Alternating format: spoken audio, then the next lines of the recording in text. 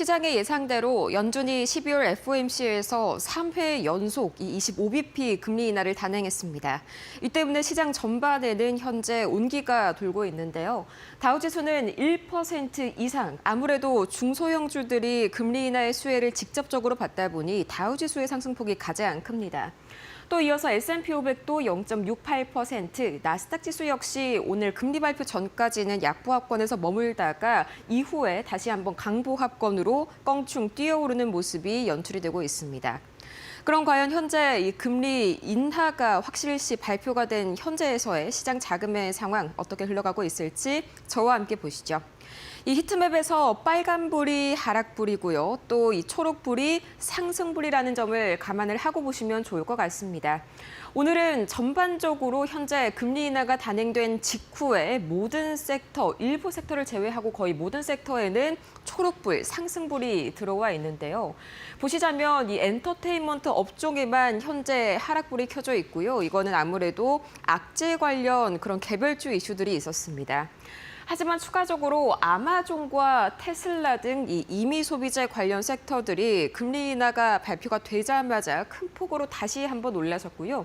M7 중에서는 테슬라가 벌써 2%대 강세 보여주고 있습니다. 오늘 강력한 호재거리도 한 가지가 준비가 되어 있었죠. 반면 마이크로소프트는 오늘 2.86% 하락, 또 엔비디아도 0.72% 하락으로 다소 아쉬운 모습 보여주고 있습니다. 그 이외에 금융주와 헬스케어, 또 에너지 관련주까지, 또 산업재까지 전반적으로 금리 인하의 온기가 전 섹터에 가닿는 모습입니다.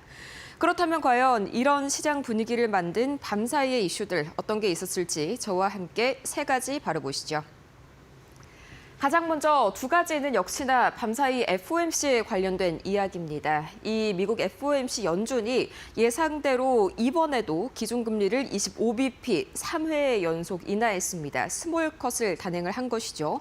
어느 정도 예견이 된 일이었기 때문에 그 이후에 파월 의장의 발언 그리고 점도표가 상당히 중요했는데요.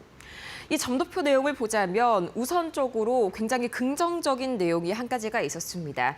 연준이 이 분기별로 한 번씩, 그러니까 1년에 총 4번 FOMC와 동시에 연준만의 경제 동향 보고서를 발표를 하는데요.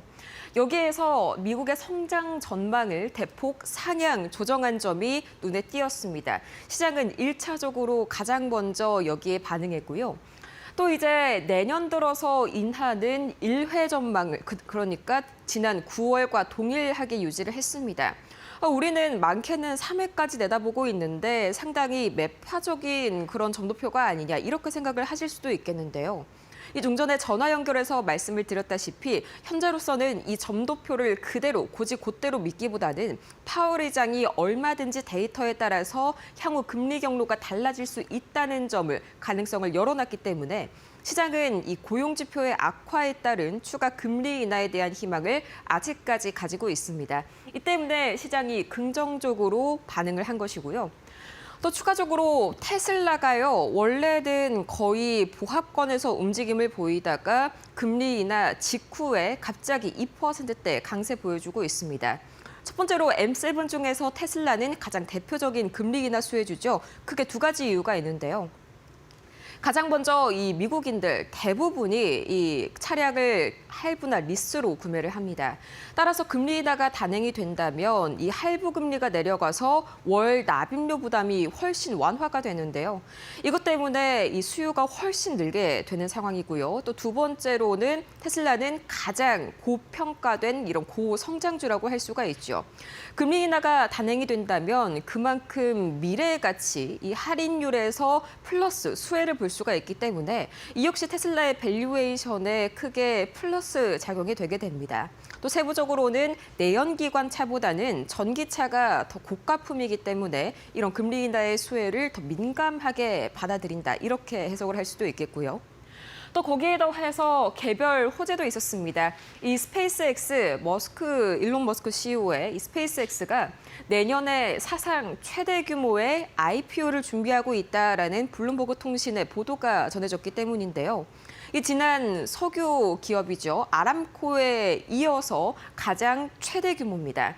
내년 중후반 정도에 현재 IPO를 준비하고 있다고 하는데 2,200조 원의 역대급 규모가 단행이 될 것이다라고 현재 시장은 내다보고 있고요. 이 IPO가 진행된 이후에도 우리 돈으로 약 44조 원 규모의 엄청난 자금 조달이 이루어질 것이다. 이렇게 긍정적인 보도가 한층 테슬라의 상승폭을 더했습니다. 그렇다면 과연 이 이외의 특징주들은 어떤 상황을 보였을지 저와 함께 확인해 보시죠. 가장 먼저 마이크로소프트는 종전의 히트맵에서 하락하는 움직임이 나타났습니다. 종전에 이 마이크로소프트 굉장히 급락하는 움직임이 나타났던 오늘 가장 큰 이유. 최근 마이크로소프트가 브로드컴과 함께 큰 폭으로 상승을 했던 점 기억이 나시죠? 그 당시의 이슈가 그동안 손잡아왔던 마벨이 아니라 브로드컴과 새롭게 손을 잡고 이 자체 개발, 자체 제작, AI 칩을 만든다. 이런 소식 때문에 기대감이 올랐는데 밤사이에 마벨 CEO가 여기에 대해서 부정하는 발언을 했습니다. 이 주 고객사, 그러니까 마이크로소프트를 겨냥한 발언이겠죠. 이 주 고객사와 거래를 중단했다는 설은 가짜뉴스다, 사실이 아니다라고 이야기를 하면서 이전에 관련 이슈로 상승했던 마이크로소프트 그대로 상승분을 토해내는 움직임이 나타났습니다. 이어서 메타도 오늘 하락하는 움직임이 나타났는데 오늘 이 특징주 세 가지는 이렇게 금리 인하가 단행이 됐음에도 불구하고 하락을 보인 종목들 위주로 제가 꼽아봤습니다. 그만큼 이슈가 컸다는 거겠죠. 이 대표적인 월가의 기술주 관련 전문가입니다. 하워드 막스가 메타와 구글, 특히나 이 메타의 30년 만기 회사채를 지적했습니다. 구체적으로는 이렇게 지적을 했는데요. 현재 메타의 30년 만기 회사채가 미국채 대비해서도 100bp가량 높다. 과연 메타같이 초우량한 기업이 이렇게나 높은 회사채를 지불을 한다는 것이 나는 이해가 가지 않고 비정상적인 상황이라고 생각을 한다. 그만큼 시장이 위험 리스크를 많이 붙이고 있다라고 해석을 한다고 밝혔습니다. 또 거기에 이어서 이 30년물 장기 이 회사채에 관련해서 나는 AI라는 신기술이 이렇게 장기간 동안 30년을 버틸 수 있을지 확신을 하지 않는다라면서 다시 한번 이 불안한 재무 구조에 기름을 부었고요. 또 엔비디아는 계속해서 중국 관련 리스크들이 발목을 잡는 모습입니다. 밤사이에는 이 트럼프 대통령이 H200 칩 수출을 승인하자마자 알리바바와 바이트댄스와 같이 중국의 빅테크 기업들이 엔비디아 측의 이 수입을 타진했다. 이런 소식이 들려왔는데요. 그럼에도 불구하고 중국 정부가 관련해서 긴급 회의를 열면서 이를 추가적으로 막을지 아니면 그대로 개방을 할지 논의를 하고 있다는 소식이 밤사이에도 들려왔습니다. 이 때문에 엔비디아는 경계감에 오늘도 매물이 출회가 됐는데요. 이 세 가지의 종가 기준의 상황 바로 보도록 하겠습니다. 가장 먼저 마이크로소프트입니다. 마이크로소프트 2.78% 금리 인하의 수혜를 그대로 받지 못한 채 아쉽게 마무리가 됐고요. 이어서 보도록 하겠습니다. 이어서 메타입니다. 메타 주가인데요. 마찬가지로 1%대 하락으로 아쉽게 마무리를 지었습니다. 다음으로 중국 리스크가 아직까지 있는 엔비디아 0.64%, 이 M7 쪽에서는 급격한 하락세를 보인 세 가지 종목 만나봤고요. 추가적으로 오늘 반드시 알아야 할 이슈 있는 종목 세 가지 더 골라봤습니다. 함께 보시죠. 가장 먼저 오늘 팔란티어 장중에 4%대 움직임을 보였었죠. 히트맵 안에서도 특히나 초록색으로 반짝반짝 빛이 났습니다. 오늘 미국 해군과 4억 달러가 넘는 규모의 대량 계약을 체결했다라는 소식이 들려왔는데요. 이 핵 잠수함 부품을 관리하기 위한 플랫폼으로 팔란티어가 선정이 됐다는 소식이 긍정적인 영향으로 작용이 됐습니다. 이어서 이 대표적인 항공 테마주죠. 에어로 바이런번트.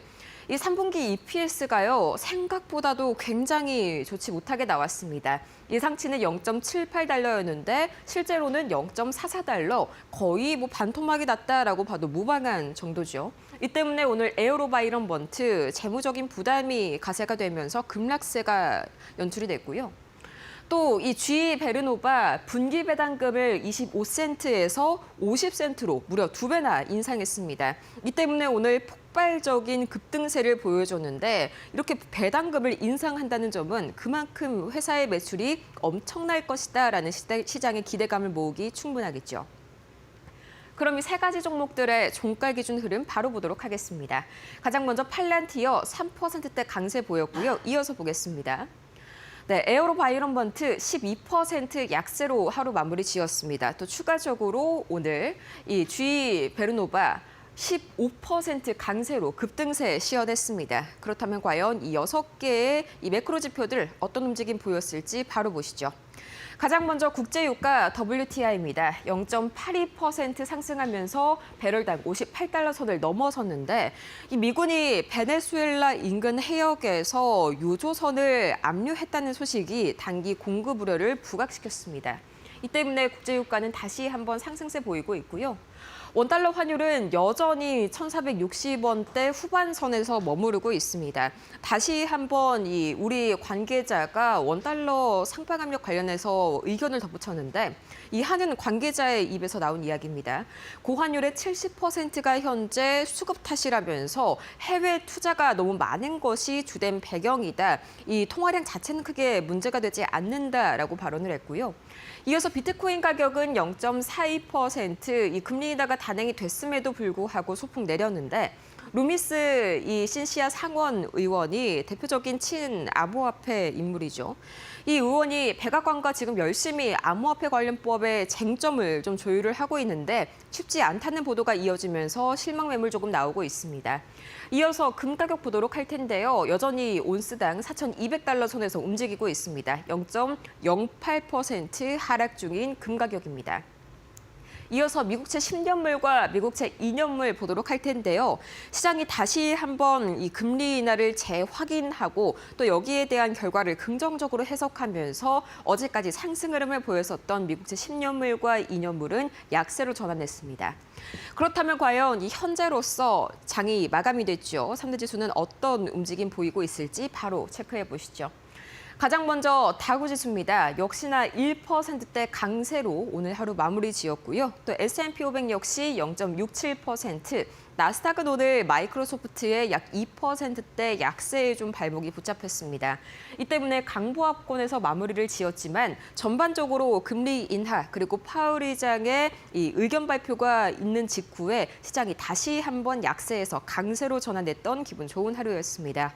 지금까지 뉴욕 증시 마감 상황 봤습니다.